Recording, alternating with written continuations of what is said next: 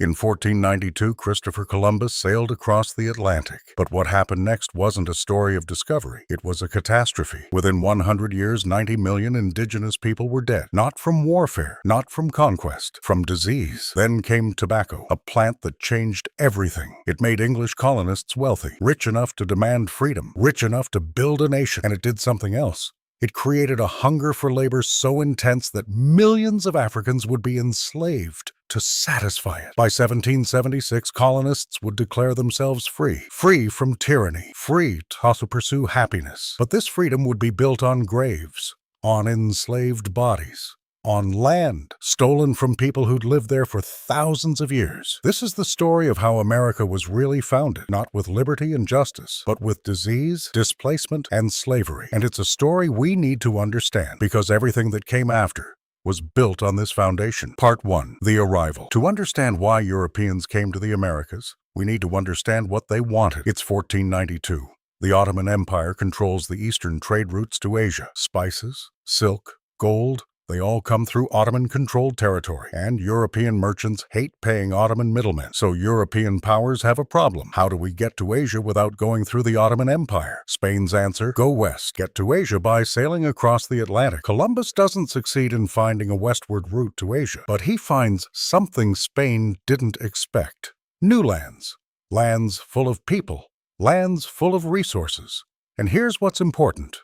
These lands aren't empty. They're incredibly advanced civilizations. The Aztec Empire has 25 million people, larger than Spain. The Inca controls an empire spanning 2,000 miles. Indigenous peoples have built cities, agriculture, trade networks, sophisticated governance systems.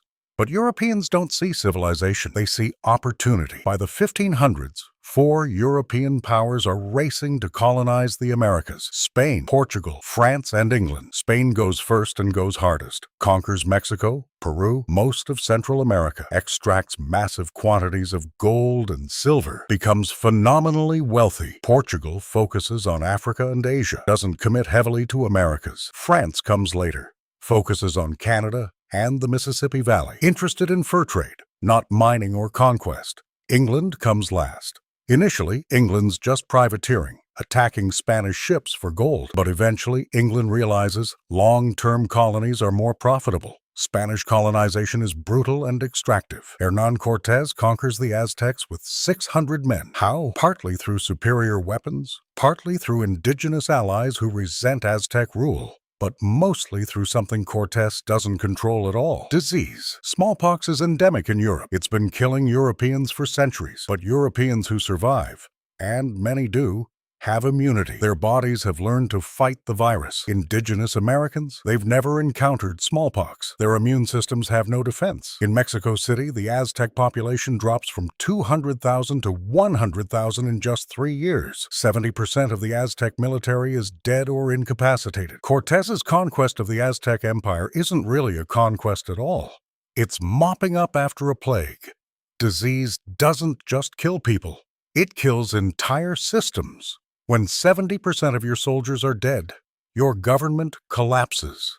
When your leaders die, knowledge dies with them. When your trading networks break, your economy breaks. The psychological impact is catastrophic too. Indigenous people see Europeans as immune to this plague. They assume the Europeans have supernatural power. The Spanish use this to their advantage. They tell indigenous peoples, European God is more powerful. Convert or die. Millions do convert, not out of genuine belief, but out of survival. Spain's colonial model: extraction and control. The encomienda system. Spanish conquistadors receive land grants that include the indigenous people living on that land. They extract labor by force. In return, they're supposed to civilize and Christianize these people. It's slavery in all but name. Millions die in Spanish mines, plantations, and labor camps. France's model is different: partnership and trade. French colonizers come to Canada and the Mississippi Valley interested in fur. Beaver furs are incredibly valuable in Europe. The French realize the best way to get furs is to partner with indigenous peoples who already know how to trap them. This doesn't mean French colonizers are good people.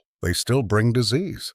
They still eventually push indigenous peoples off their lands. But initially, the relationship is more cooperative. French traders marry indigenous women. They learn indigenous languages. They adapt to indigenous ways. The Dutch colonized New Amsterdam, future New York. Briefly, their interest, commerce and trade, not settlement. They established trading posts. They're essentially merchants, not conquerors. But by 1664, England takes New Amsterdam from the Dutch. Dutch colonization in North America ends. England's turn is coming.